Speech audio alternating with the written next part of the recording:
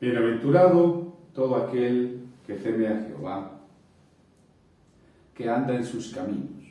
Estoy leyendo el Salmo 128, a partir del verso 1.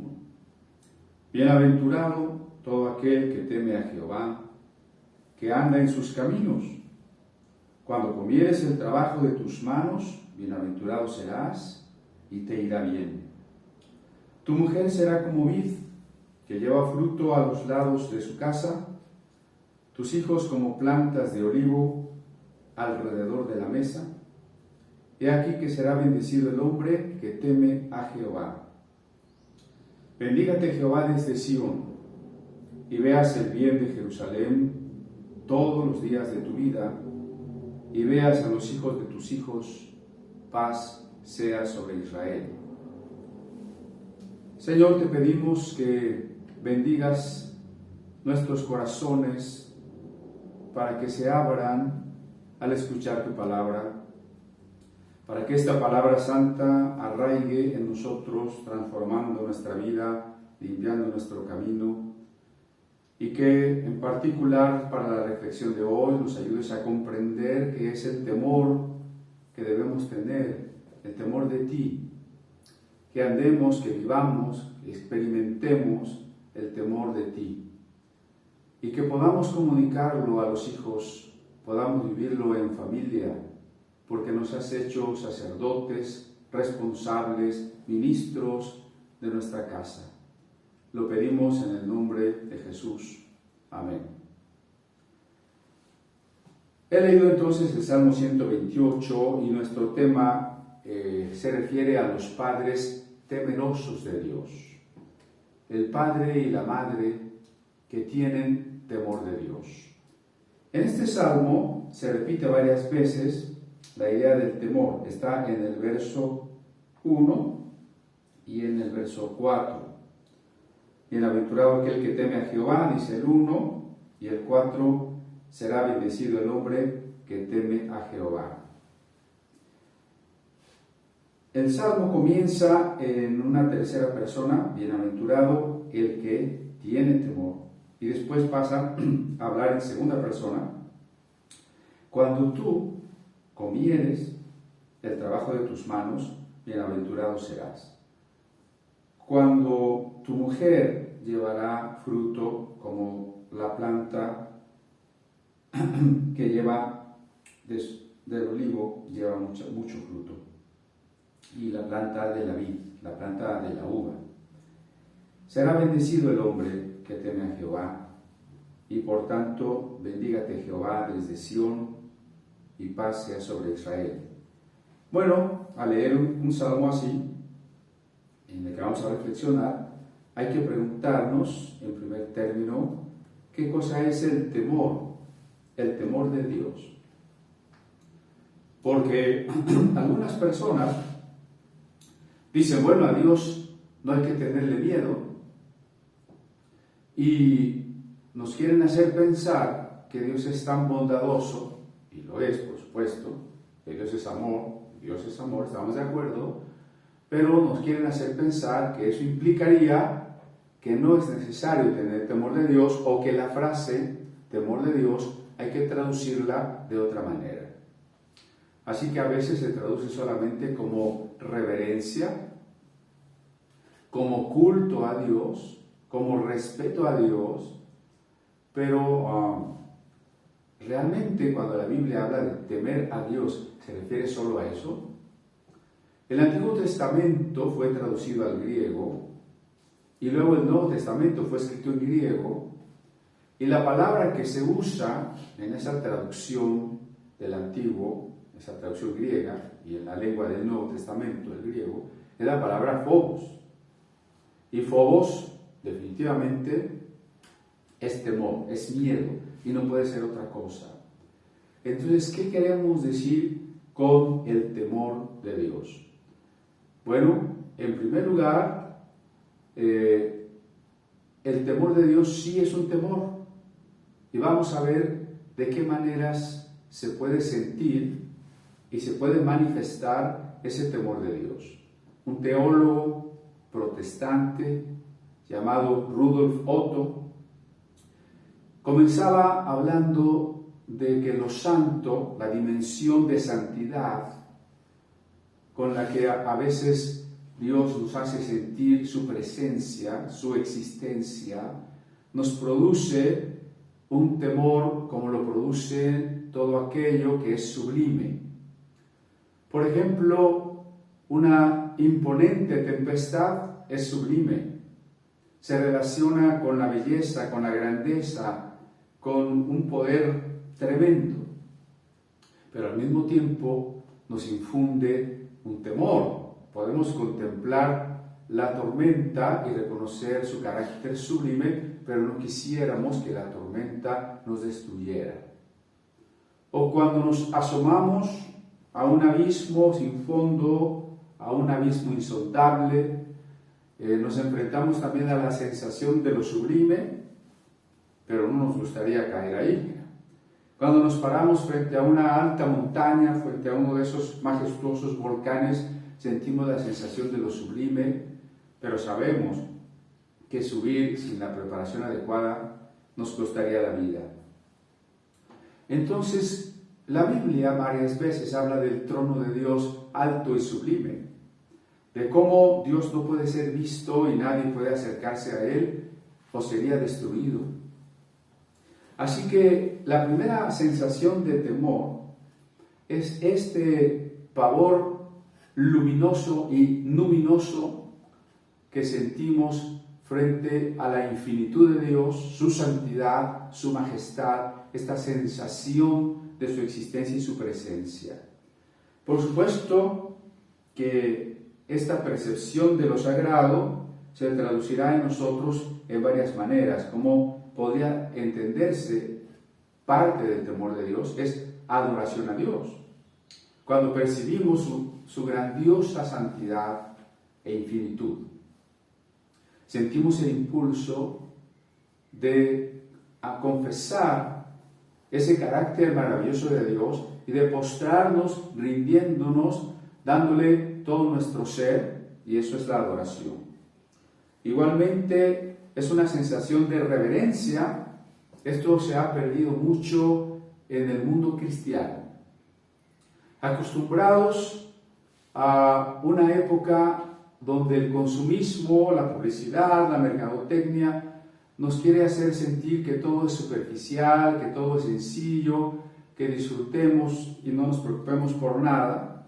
Y entonces los programas, las películas, la música, todo tiende, como el arte, a una superficialidad en que la población se ha desacostumbrado a pensar críticamente, se ha desacostumbrado a preocuparse seriamente por las cosas eternas, por lo que realmente importa. Frente a esa superficialidad, en muchos cultos se ha perdido la reverencia. Muchos lugares de reunión no parecen ya un templo, sino un auditorio. En vez de un púlpito hay un micrófono y detrás todo pintado de negro como un escenario, iluminado por luces de colores y a veces hasta humo en el escenario. La música comercial, música mundana, música sensual, con letra supuestamente cristiana, se ha introducido al culto.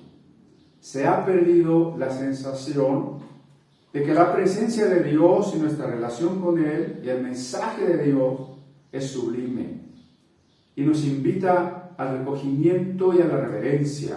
Incluso desde el púlpito se ha cambiado muchas veces el sermón por una conferencia motivacional de 15 minutos. O no falta quien usa el púlpito y quiere familiarizarse con su público contándole chistes.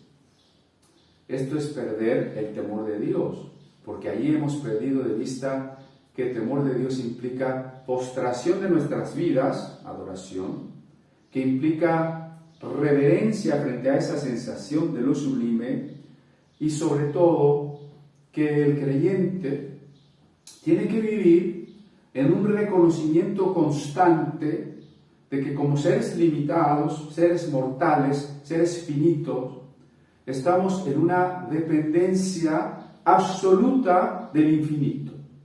Esto es lo que podemos llamar en sentido correcto religión. Y es otro teólogo protestante apellidado Schleiermacher quien decía eso precisamente, que el hombre tiene una necesidad que debe de reconocer la absoluta dependencia del infinito. Así que, en primer lugar, el temor de Dios es esta sensación de lo grandioso que se nos impone, que nos llena de pavor y de miedo, correctos, y que nos invita a la adoración, a la reverencia y al reconocimiento de nuestra dependencia de Dios. Pero también hay otra forma, otra de las facetas del temor de Dios.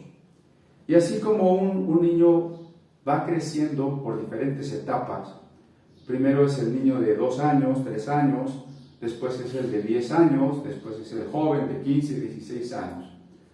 ¿Qué tipo de temor tiene el pequeñito a sus papás?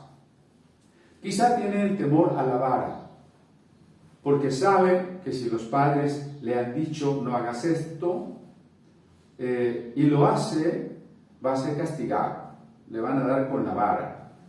Claro, no se me escapa que en este tiempo la mala psicología equivocada nos quiere hacer pensar que a los hijos no hay que disciplinarlos, que no hay que castigarlos, que no hay que darles con la vara.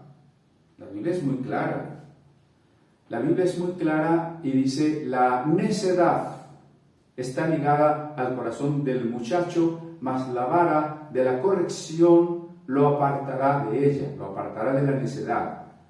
Frente a varias generaciones que ya estamos viviendo, la generación X, la generación Z, de jóvenes rebeldes, de jóvenes que no saben nada de respeto a los padres, que no tienen aspiraciones claras en la vida porque han perdido los valores.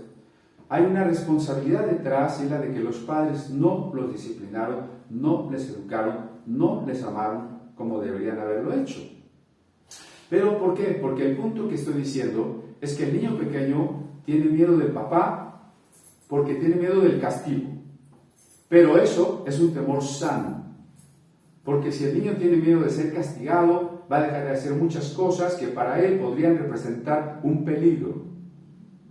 Así que la primera parte del temor de Dios, que es, digamos, espiritualmente hablando, la de la madurez o la de la inmadurez, mejor dicho, es el miedo al castigo, es el miedo al infierno, y eso es bueno, y eso es sano.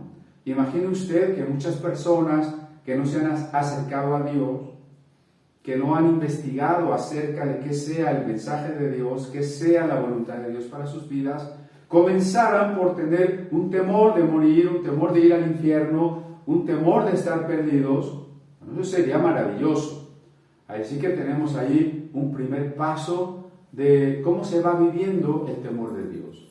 Primero, por el temor a que Dios nos condene, nos juzgue, nos castigue. Es correcto ese temor cuando entendemos que la paga del pecado es muerte y que por nuestra propia persona y nuestras propias acciones nosotros no podemos obtener la vida eterna. Por cuanto todos pecaron, están destituidos de la gloria de Dios. Así que saber de esa ira venidera es necesario. Por eso los profetas constantemente están diciendo, viene, he aquí, el día de Jehová grande y terrible, advirtiendo, infundiendo ese sano temor en las personas para que se arrepientan antes de que venga el juicio de Dios. Estamos en una época de gracia, de paciencia divina. Por eso tampoco vayamos a caer en el error de pensar que cualquier problema que tenemos o enfermedad es un castigo de Dios. No estoy hablando de eso, eso sería una superstición, suponer que ante cada adversidad que tengo que enfrentar, tengo que pensar, tengo que suponer que Dios me está castigando por algo, eso no es bíblico. En ese sentido, no, Dios está con nosotros, es nuestro ayudador, fortaleza, consuelo, en las múltiples pruebas, enfermedades, pobrezas, persecuciones que tenemos que sufrir, y eso no es un castigo de Dios. Pero lo que sí hay que dejar claro es que la persona que muere sin haber invocado a Jesús, sin haber aceptado el perdón que Dios le ofrece, es una persona que va a estar eternamente separada de Dios. Y por eso digo, el miedo al infierno es bueno, porque podría llevar a las personas a buscar a Dios, podría llevar a las personas a convertirse. Como dice un himno que habla metafóricamente del perdido como un náufrago y de la salvación de Cristo como un barco que va pasando. En las olas furiosas del mar me encontré, solitario, perdido, sin luz y sin fe, dice este canto. Y luego en el coro, en el final de la estrofa, añade: ¿quién me quiere salvar? Aquí estoy, ¿quién me quiere salvar? Porque angustiado, desesperado, exclamé: ¿quién me quiere salvar? Así que esta sensación de temor de Dios, al castigo de Dios, si nos lleva a exclamar de manera angustiosa y desesperada: aquí estoy, ¿quién me quiere salvar?, pues es un paso para la salvación. Un segundo momento, ya un poquito más maduro del temor de Dios, es entender que el temor de Dios es obedecer al amado. El amado, cuando digo el amado, estoy pensando con mayúscula, el amado es Dios. Cuando estamos diciendo obedecer al amado, estamos diciendo obedecer a Dios. En las actitudes legalistas se exige que el hombre sea obediente para que entonces suponga que Dios le ama y le acepta. Hay que aclarar esto. Dios no nos ama porque seamos obedientes. Dios no nos acepta porque ya fuimos antes obedientes. Dios amó al mundo pecador. Por tanto, Dios nos amó incondicionalmente. Dios nos ama antes de que seamos obedientes, nos ama antes de que nos arrepintamos. Lo que tiene que llevarnos a la obediencia no es un esfuerzo para ganar el favor divino. Eso se llaman las obras, eso se llama la ley. Es al revés. El amor de Dios va a embargarme, voy a percibir, voy a sentir ese amor divino, y entonces, resultado, voy a amar a Dios obedeciéndole. La obediencia correcta es un resultado del amor. Por eso también yo le llamo la obediencia feliz. ¿Por qué? Porque cuando se ama, uno desea agradar a la persona amada. Uno empieza a conocer sus gustos y sus deseos, y uno busca que nuestra voluntad coincida con la voluntad del amado. Así que esta obediencia feliz, la auténtica obediencia, es obediencia feliz, porque en el cristiano es un resultado de la relación amorosa entre Dios y nosotros, de ese amor que Dios nos ha expresado en primer término y que nosotros ahora estamos respondiendo a ese amor divino. Así que el hijo pequeñito simplemente obedece para que no le peguen. El hijo más grandecito ya tiene una relación más afable, más comprensiva con los padres, y ya se puede platicar con él y explicarle, y entonces él puede obedecer con una mayor conciencia. Ya es, podemos decir, una persona madura. Incluso un adolescente o un joven va a obedecer a sus padres, ya no porque el temor de que, como cuando era chiquito, los papás le van a dar unas nalgadas, ¿no?, sino porque sabe que no quiere defraudar a sus padres, que quiere que sus padres se agraden de él. Por eso dice el libro de Proverbios: el hijo sabio es la alegría del padre, es el gozo de la madre. También el temor de Dios tiene que implicar el prever, tenemos que llamarle así, el poder anticipar que desobedecer a Dios puede traernos consecuencias que no se borran. Hay que distinguir entre la culpa del pecado y las consecuencias por el pecado. Si yo he pecado y acepto el perdón que Dios me ofrece, la culpa por el pecado está borrada, de tal manera que yo tengo vida eterna, soy hijo de Dios y voy a resucitar con Cristo cuando Él venga. Pero las consecuencias en esta vida y también en la condición en la que me va a tocar vivir en la resurrección pueden no borrarse. Por ejemplo, si una señorita tiene un embarazo no deseado y ella auténticamente pide perdón al Señor, el Señor perdona a esa jovencita, claro que sí, pero el niño no va a desaparecer. A eso me refiero con que las consecuencias no se borran. Si un hombre mata a otro hombre y luego ese hombre se hace cristiano y se arrepiente, Dios lo perdona por haber sido un asesino, pero el muerto no va a revivir. Hay consecuencias que no se acaban. Entonces, el temor de Dios también consiste en pensar lo siguiente: si yo desobedezco a Dios, ¿cuántas cosas que Él había preparado para mi vida, cuántas bendiciones yo voy a dejar pasar? ¿Cuántas voy a desperdiciar? Porque si el día de hoy yo no viví en el temor de Dios, yo desperdicié lo que Dios tenía preparado hoy para mí.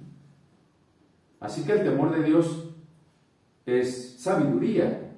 Así dice Proverbios, ¿no? La sabiduría es el temor del Señor. Y la sabiduría consiste en esta prudencia de poder reflexionar acerca de qué bendiciones me estoy perdiendo cuando le fallo al Señor y qué consecuencias nefastas, y muchas de ellas indelebles, es decir, imborrables, voy a traerme por no vivir en el temor de Dios.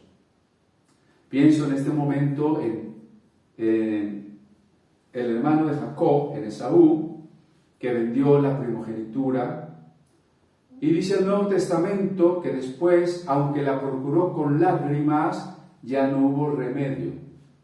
Con ello quiero ilustrar que hay pérdida de bendiciones o consecuencias dolorosas de nuestras acciones sin temor de Dios, que ya no se van a poder borrar. Entonces, estas etapas del temor de Dios son las que tenemos que ir infundiendo en nuestros hijos nosotros como padres. Por supuesto que esto tiene que comenzar porque nosotros mismos, como papá y como mamá, vivamos, sintamos el temor de Dios. Yo no puedo enseñarle a mi hijo del temor de Dios si yo no tengo temor de Dios. Podría darle un discurso que sería contraproducente cuando él vea que yo digo una cosa y hago otra. En realidad el temor de Dios se enseña con la conducta, como todo lo que el niño aprende. El niño aprendió a caminar viendo cómo caminaban y practicando. El niño aprendió oyendo cómo hablaban y practicando, y aprendió a hablar. El niño aprende por observación, por imitación. ¿Cómo vamos a enseñar a nuestros hijos el temor de Dios? Viviendo el temor de Dios.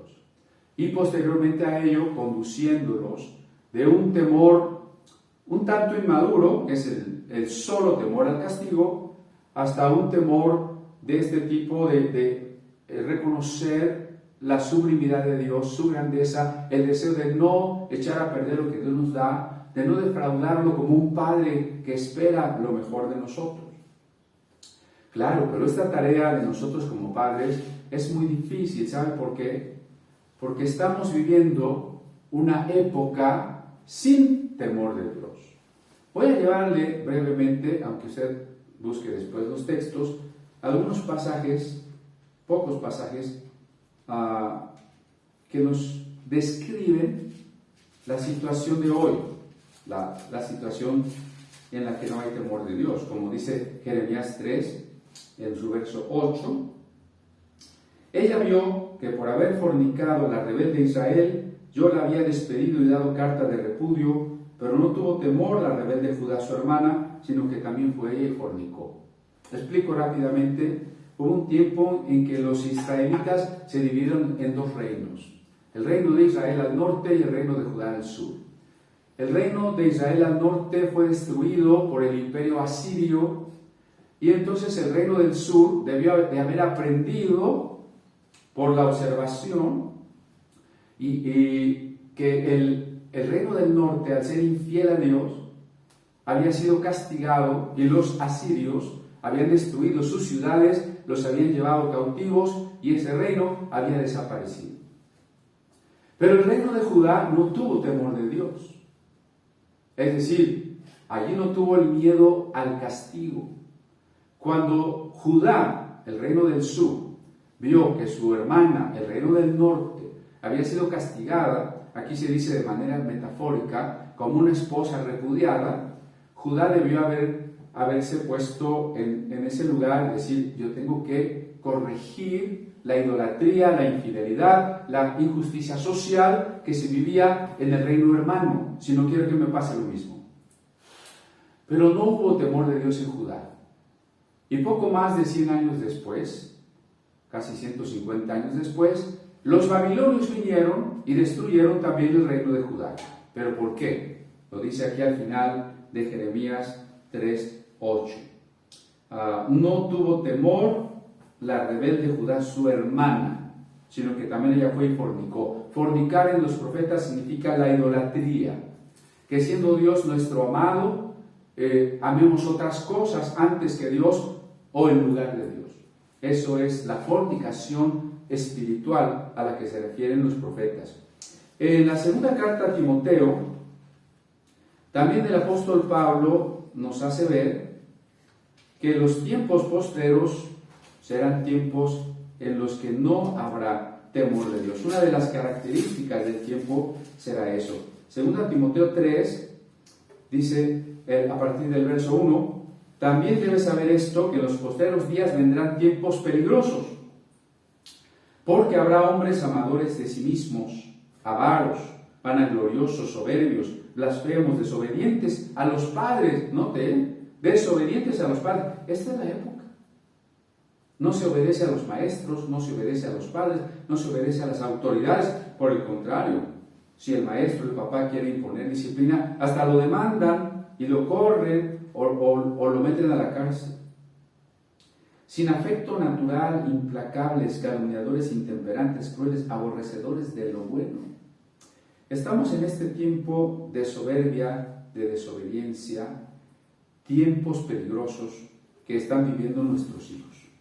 Y Romanos 3:18, en este mismo sentido, nos dice lo siguiente: no hay temor de Dios delante de sus ojos.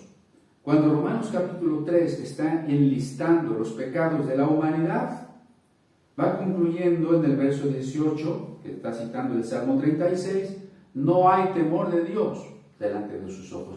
¿Cuál es el problema de fondo de nuestra época? Sí, es el relativismo moral, es la posmodernidad o el posmodernismo, es la teología liberal, la ideología de género, el mal llamado progresismo, la violencia, la decadencia, el narcotráfico. Claro que esos y muchos otros son los problemas de nuestra época, pero ¿cuál es el problema más importante que da origen a todos estos otros problemas? Romanos 3:18. No hay temor no hay temor de Dios delante de sus ojos. Entonces, cuando hablamos de padres temerosos de Dios, estamos invitando a los padres a reflexionar que sus hijos están naciendo y están creciendo en un mundo donde, más que en otras épocas, se ha perdido el temor de Dios. En otras épocas se respetaba más a los padres, a los mayores, se reconocían las leyes, se honraba a los ancianos, o si se hacían cosas malas, eran identificadas como malas. Hoy estamos en una época donde a lo bueno se le llama malo y a lo malo se le llama bueno, y donde ser rebelde parece una cualidad deseable por los jóvenes. Hay canciones, hay películas, hay redes sociales que presumen, soy rebelde. Y entonces tienen muchísima aceptación social de esta humanidad desorientada hoy. Nuestros hijos están creciendo en un contexto más difícil en el que nosotros crecimos. Los que tenemos ya más edad hemos visto cómo los últimos 30 años el mundo ha cambiado aceleradamente para mal, pero de una manera que hace 30 años no hubiéramos imaginado. Entonces hay que considerar que nuestros hijos no tienen el conocimiento, la referencia que nosotros tuvimos de otra época diferente. Ellos ya nacieron en esta época y lo que esta época quiere imponerles es la idea de que todo es normal. Nuestros hijos crecen o quieren la ideología, la escuela, los medios de comunicación pretenden que nuestros hijos crezcan pensando que todo es normal. Ejemplo, la empresa Walt Disney, que nunca fue normal porque siempre fue, proponente de valores bastante cuestionables. Hoy, sin embargo, abiertamente está lanzando películas en las que se promocione que los niños, desde la primera infancia hasta la adolescencia, sean fundamentalmente rebeldes, comprometidos con el ocultismo y abiertamente casados con la ideología de género y la homosexualidad. Quiere decir que nuestros hijos están siendo bombardeados de una manera más intensa que los estímulos negativos que nosotros hayamos recibido. Una información o una desinformación muchísimo mayor. Luego entonces, nuestros hijos están en una sociedad, están en una escuela, están en un sistema consumista que les invita a desear y a comprar y a tener. Están en ambientes juveniles, musicales y de todo tipo, y de pandillas y demás, en las que el problema fundamental es que no hay temor de Dios. No, en las leyes que se están aprobando, en la inversión de valores que estamos viviendo, en lo que nos ofrecen las modas y los estilos de vida, ninguno de ellos es coherente, ninguno de ellos refleja, aunque sea un poco, el temor de Dios. Grande es entonces el reto que nosotros tenemos como padres. Cuando Noé vivía, él y su familia fueron los únicos diferentes. Cuando Lot vivía a las puertas de Sodoma, dice el Nuevo Testamento, cada día afligía su alma mirando la maldad. Estamos cerca del regreso de Cristo y está profetizado que cuando Cristo viniera, la situación sería exactamente como la de Sodoma y Gomorra y como la de los días de Noé. Una polarización entre lo bueno y lo malo. Las personas que busquen a Dios serán como Lot y como Noé, una minoría. Y la mayoría en el otro extremo, en el extremo del error, de un error que se quiere imponer además, porque la iglesia está viviendo ahora la imposición ideológica de la mentira, hace que nuestros hijos sean tan contrastantes con lo que está sucediendo como el blanco y el negro. Por eso nuestra tarea es educar a los hijos hasta que ellos entiendan y puedan asimilar perfectamente que todo lo que el mundo ve normal no es normal, que los valores eternos son otros valores eternos y que nosotros y ellos tenemos que caminar en el temor de Dios, cueste lo que cueste, nos cueste la burla, el rechazo, la expulsión de la escuela, la pérdida del trabajo o en algún momento dado hasta el martirio. Esa es la tarea que tenemos. Por eso, el Salmo 34 está aludiendo a la tarea que tenemos los padres y es a la vez una invitación a los hijos con todas sus letras. Salmo 34:11 dice: venid hijos, oídme, el temor de Jehová os enseñaré. Ahí está la tarea que nosotros tenemos como padres. Porque ese temor de Dios es apartarse del mal. Solo muy rápidamente, y ya casi cerrando, vamos a Proverbios en su primer capítulo, donde se habla de la sabiduría y del temor de Dios. Proverbios 1, dice el verso 8, oye, hijo mío, la instrucción de tu padre, y no desprecies la dirección de tu madre, porque adorno de gracia serán a tu cabeza y collares a tu cuello. Hijo mío, si los pecadores te quisieren engañar, no consientas. Esto es enseñar a los hijos el temor de Dios. Y la consecuencia para los hijos que respetan a los padres y que aprenden el temor de Dios, se compara aquí metafóricamente con los adornos y las joyas que los hijos y las hijas podrían llegar a tener. En el mismo capítulo 1 del libro de Proverbios, en el verso 33, dice, mas el que me oyere habitará confiadamente y vivirá tranquilo sin temor del mal. Eso significa que o tenemos temor de Dios o tendremos temor del mal. No hay otra opción. Si tenemos ese temor de Dios, que como hemos dicho, es entrega, reverencia, sensación de lo sublime, amor a Dios, entonces podemos vivir sin ese temor de las calamidades, del castigo, de la adversidad. Pero si dejamos a Dios y abandonamos a Dios, ese otro temor nos va a asaltar, nos va a convertir en presa, porque las consecuencias del pecado, de la imprudencia, de la falta de sabiduría, de la necedad, siempre nos van a alcanzar. Por tanto, regresamos para cerrar al Salmo 128, que es el que leímos al principio. Este salmo, de manera metafórica también, porque es poema, nos dice cuáles son las bendiciones de vivir en el temor de Dios.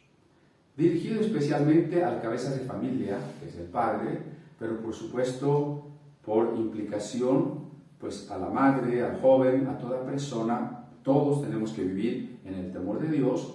El Antiguo Testamento pocas veces hace alusión a la otra vida, a la vida eterna. Si usted se ha dado cuenta, la resurrección, el paraíso y demás están en el Nuevo Testamento.